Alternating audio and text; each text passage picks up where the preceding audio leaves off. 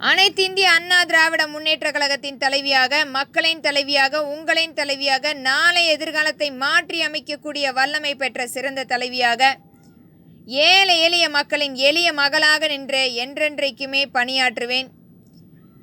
அனைத்திந்திய அண்ணா திராவிட முன்னேற்றக் கழகம் மக்களுக்குரிய கட்சி, மக்களுக்காகவே உருவாக்கப்பட்ட கட்சி. இன்றைக்கும் அனைத்து மக்களுக்காக அவர்களுடைய குறைகளை நம்மளுடைய மத்திய அரசிடமும் மாநில அரசிடமும் எடுத்துரைத்தாலும் செவிசாய்க்காமல் கார்ப்பரேட் நிறுவனங்களாக இயங்கிக் கொண்டிருக்கிறார்கள். பணக்கார வர்க்கங்களோடு சேர்ந்து நம்மளுடைய ஏழை எளிய மக்களுக்காக இன்றைக்கும் நாம் அவர்களுடைய குறைகளை வலியுறுத்தி கொண்டிருக்கிறோம்.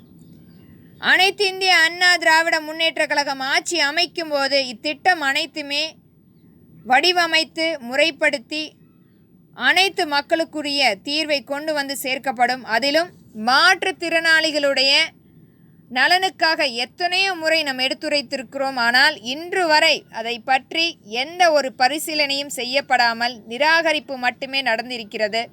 அதற்குரிய தீர்வாக வரும் காலங்களில் அனைத்து இந்திய அண்ணா திராவிட முன்னேற்றக் கழகம் ஆட்சி அமைக்கும் போது மாற்றுத்திறனாளிகளுடைய நலத்துறை என்ற ஒரு துறையை அமைத்து அதற்குரிய திட்டத்தை வகுத்து அந்த குழந்தைகளுக்கும் அந்த பெரியோர்களுக்கும் அனைத்து திட்டங்களும் போய் சேருமாறு அனைத்திந்திய அண்ணா திராவிட முன்னேற்றக் கழகம் இதை முறைப்படுத்தி திறன்பட செய்து முடிக்கும் என்பதை இங்கு வலியுறுத்துகிறேன். நன்றி.